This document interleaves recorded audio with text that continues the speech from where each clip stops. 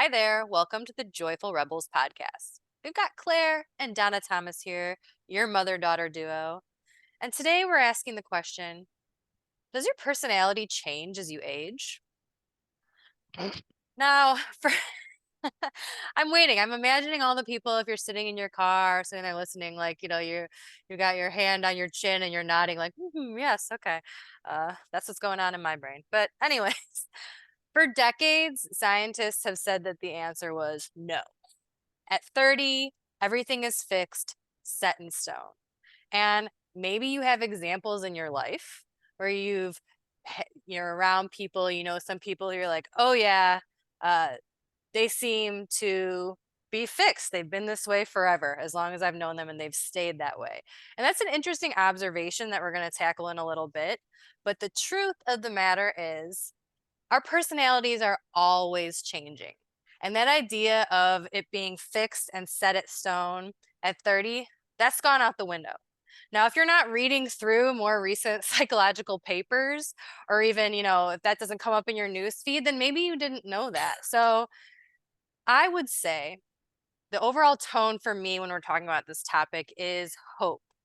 I find it very hopeful to know that our personalities aren't set in stone at fixed by the time we hit 30 years old. Some of our traits, our dominant traits when we're 11, may still be our dominant traits when we're 80 years old.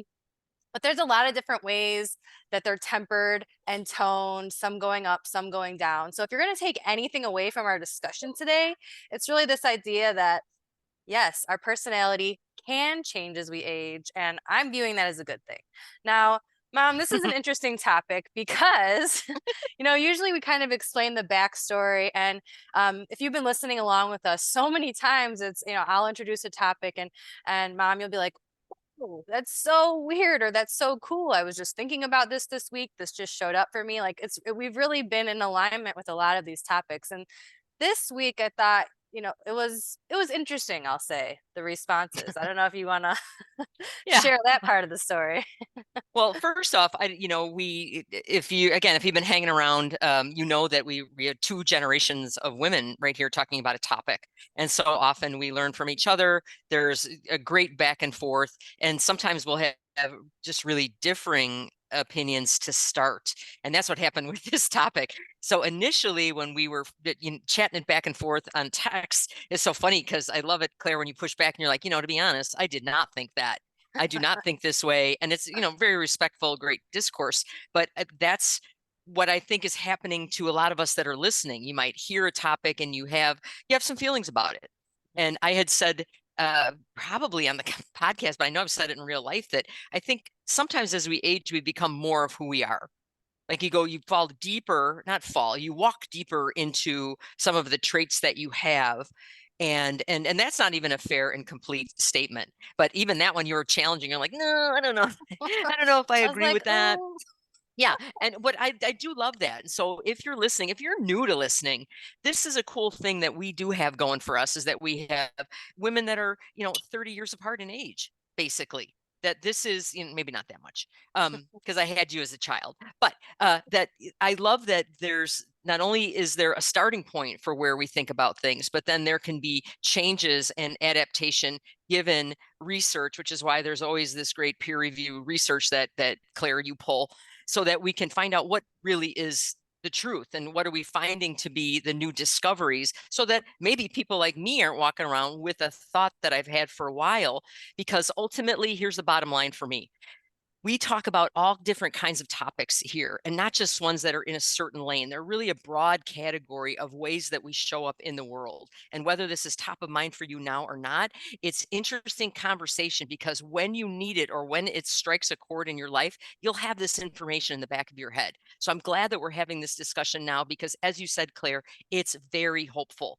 And it's super easy to look at kids and be like, look how quickly they're developing.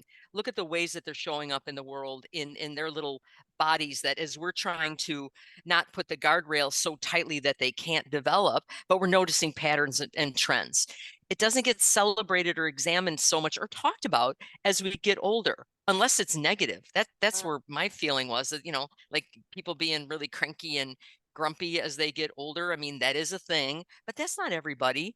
And the hopeful part of it is that as we have a desire and we get more aware, we can influence how we show up in the world in every stage of our life. And I love that. And I love that it's backed by science. So, Claire, as always, thanks for pushing back. This is really a good thing. This is why we have tension in the relationship here, to find out where are my biases, where are yours, and if you're listening, like where do you land with that? Because we're going to take a little journey over the next few minutes, and maybe all of us are going to come out just in a little different space. You ready to go?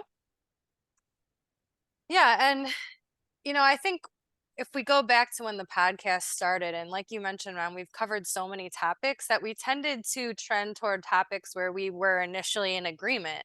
Mm, Oh, yeah, yeah, this topic. And so I think as we've gone on, past the year point, episode 60 something at this yeah. point, we're going into territories where some of our differences are showing up. But it is cool that there can be the conversation. And to go back to what was said, that we become more of who we are. Um, there is research to show again that, we do tend to settle in, if you will, to the traits that we display when we're young. That doesn't mean that they stay completely static and stable the entire time. But if you're extremely introverted when you're young, you're probably not going to be extremely extroverted when you're older. And there's one psychologist talked about this idea. So, mom, after we were talking, and I said, because my response was, I feel like no, I feel like we do have this ability to change. There is something called the pickle principle, which is an unpleasant version of the maturity principle, which we were just talking about, where you kind of settle into the traits that you've been exhibiting. But it's what we would say, the people that kind of have gotten crankier, grumpier, because they have maybe a fixed mindset. This is how they've been, and so they settle into that. But again, as we're going to say in a couple of minutes, that doesn't have to be. That's not set in stone. But some of the research that I really liked, I just want to, go through it kind of quickly because there's a lot of it. But we do, Mom. You said we talk about young people and how they change, but young adults and people in old age both are equally susceptible to these changes in personality. Mm, It's happening young and old. Um, and some of the things, some of these traits that tend to increase. So, again, everyone is different, but if we're looking at trends over time, calmness goes up, self confidence goes up, leadership qualities, social sensitivity. So, being mm, able to read a room, increase social connection, these are traits that tend to increase with age. Older adults tend to exhibit more empathy and more emotional stability overall. So we talk about emotional stability a lot on the podcast, just this idea that I don't want no unhappiness. I don't want to be happy all the time, but I want to kind of be able to ride in the middle. So my highs aren't super, super high, my lows aren't super, super low. And so this ability to ride that wave right in the middle, that ability increases as we age in general. So I'm all down for that. I like that. Um, so there is a ton of research, and again, several studies over decades looking at it now. And, our dominant traits that we have might still be dominant, but they're not going to be as strong. But what's cool, we can get into it. Let's say that you're like, what can I do then? I'm noticing these traits that I have. I thought maybe that this is just how I'm going to be, and that kind of feels mm-hmm, dismal and down. You can do something about it. You might have heard us mention it before, this idea of neuroplasticity. So, neuroplasticity, it's your brain's capacity to continue growing, right? To be able to evolve, adapt, and change. At a cellular level, it's actually our nerve cells adapting to new stimulation. And we shared way back when, if you've been following us for over a year, actually a little video of the neuron. You remember that, Mom? Like yeah, yeah, putting yeah, out its little tendrils there, the little axons and dendrites, if I'm getting those anatomical words right, to connect, to reach out, to make new connections. So on a cellular level, this is happening. And one of the things that we can do then, so let's say that you're sitting here and you're like, I kind of thought how I am is how I'm going to be, or I know people that act that way, how they are, they're becoming more of who they are. Maybe I would like to have some say in that, have some influence over that. I would mm-hmm, like to find more joy. I would like to learn to do something new. And now we're telling you, absolutely, you can mm, do that. So what can we do? You can do what's called opening a window of plasticity. And I love that because, mom, you say sometimes, let's find another doorway there. Like if we're talking about a topic, oh, we talked about that in terms of confidence. Now let's look at it in terms of joyfulness. Like it's this idea that we hear these terms all the time. We hear some of these concepts all the time, but they can be connected. Now let's talk about a window. So, what do we want? If we want this neuroplasticity, we want this ability to change, adapt for our brains to grow, we want more of what's called this BDNF, okay? Brain derived neurotropic factor. Okay, so we're just going to call that BDNF. That is released in your brain during certain activities that we're going to mention. And what that does, I know I'm getting into the science here, bear with me. It's really cool. It's a protein that allows these new neurons that you're creating when you're changing, it allows them to grow and thrive. It allows them to strengthen and connect to other neurons around it and join networks.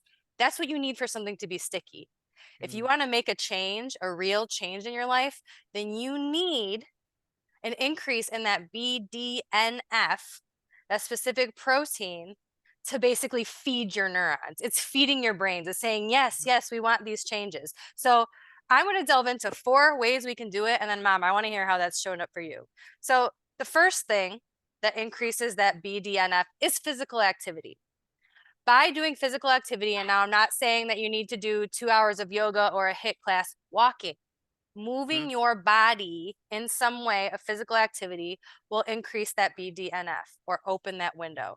A second way, doing something new, a novel activity. Now, that doesn't mean that you have to be actively doing, like if you're trying to change, oh, I want to be a certain way, that can mean going to play pickleball if you've never played it before. mhm, That can mean taking up embroidery. You're just prepping your brain there. You're practicing, you're creating these neurons, you're getting your brain primed for strengthening its neural connections. Going along with that, playfulness. We've got a whole episode on it. Being able to go into that flow state, also great for your neural networks. And finally, mindfulness. Again, you've heard us say it many times. We've got several meditations for you. If you look in the Thanksgiving week, we just dropped a gratitude meditation. Being able to sit in mindfulness, one of the benefits of meditation is to open that window of plasticity. So, mm, I know from our talking mm, before that those have showed up for some ways in your life, and you are the living example of how if you choose and want to change, you can. So I think mm. that everyone listening, and me included, we would love to hear some of that. I love this. I love the show before the show. There's so many things that happen when we discuss, and some of it is I get a chance to make some connections that anybody that's listening, have you ever felt like you were unconsciously competent about something, like you knew that this would probably be a good idea, but you weren't sure why?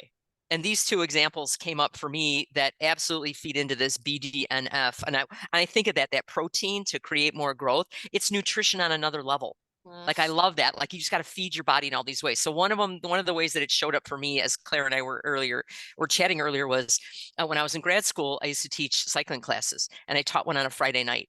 And what would happen is, just because of how my schedule was set up, I taught Friday night and then I needed to go write a paper. And I would try to squeeze it in before I taught. I tried to do it on Saturday morning, and it would take me too long. And I just felt like I was not very efficient. If I wrote the paper right after I taught the class, bang, it would be like my thoughts were all in alignment. I was way more efficient. I got great grades. And I started noticing that connection between, if I do this, then I can be more efficient and really feel connected, aligned, and staying with a thought in order to flesh it out for a grad school paper. It was the holy grail for me. Like that to me, and I continued it, and I didn't exactly know why. And now there's a name for it. Now there's a process. And I was like, that is so cool. So, and I try to do that now if I'm giving a speech, if I'm up in front of people, I try to do something ahead of time in order to stay open so that I feel like all my connections are available to me. So I love that, to create more growth, setting myself up for success. That was one way. Claire, I'm going to go back to one of your earlier comments on how our traits and how we show up in the world are, you're kind of on a continuum, like how you are as a 20-year-old, you might be somewhat like that still as a 50-year-old, 60-year-old. And I thought I had one of those ways that I was showing up in the world. And for me, it was being an introvert, and I had a really forward facing, consumer facing job. There was lots of people there. And I just, as an introvert, in order to recover and regroup, you do that solo. I don't get that much energy. I love people, but to regroup, I need to be by myself. And there was a time in my life and it was crippling. And I'm going to say it right now, me drinking wine did not help. It did not help with me being able to stay in a place where I felt energized enough for the tasks that were asked of me. So, what I did, speaking of novel tasks, I put myself on what's called a connections team at my church, like a greeter, like the one thing that an introvert would not want to do. I was like, I'm going to be in front of people. I'm going to greet them. I'm going to say hi. And it's really weird, you guys, but I would still consider myself an introvert, but I would say it's probably 75% it presents itself less.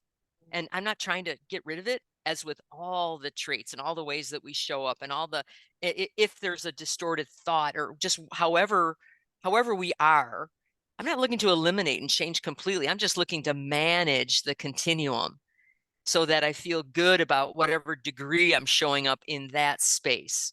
So again, I don't mind being an introvert. We're awesome. There's a lot of great benefits for being that, but I don't want it to be where I'm so depleted that I have to go into what I would call hashtag monk mode after being with people because it was just too much. So I used activity in order to really get my brain to really get it a healthy dose of that BDNF. And I also did some novel things in order to help my brain change a bit to adapt to how I want to show up in the world. So there's attention, my intention, my awareness, my acting on things. So it's a combination of thinking about it and doing something. That's what it boils down to for me. It's not just thinking about it until the cows come home. Think and do. And it showed up for me in a couple of different ways. How about you, Claire? I like how you just summed that up, that there's intention is important, but also the action, the doing. And I think when we go back to our text exchange, we ended up coming to agreement. Like we were actually on the same page that if we're talking about our personality and it's changing as we're growing, if you want it to change, that is, it's got to be that awareness. So it sounds like, Mom, when you were talking about when you were in that, forward facing job, you were put in this position that you didn't want necessarily or choose to do, that caused you to have to expend all this energy to be around people. And then, it took a lot to recover. But Mhm. now you were given the choice. You had the space to make that decision. And so I think that we can't ignore that our traits will be influenced by circumstance and other components, things affecting us in our life. Like, we're not saying that you have complete control over this, but there are situations when you do. So again, when I'm coming back to look at the topic, for me, it's hopeful, but the biggest piece there is awareness. Would you agree?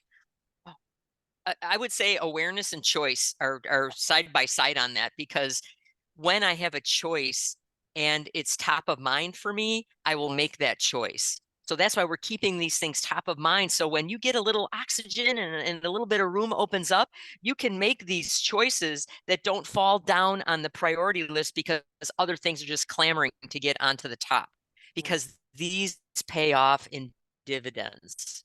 Being able to invest in we want to show up, how we want to feel, how peace and ease in our world. These are choices that we're making all the time, not just certain times of our lives, but it's ongoing. Absolutely. So for you listening, maybe this is a topic you weren't really thinking about, but you know what? Here's our offering to you. We said some things that we can do to open windows of plasticity. So take a second and decide, what are you going to do today to open that window of plasticity? Until next time, Rebels.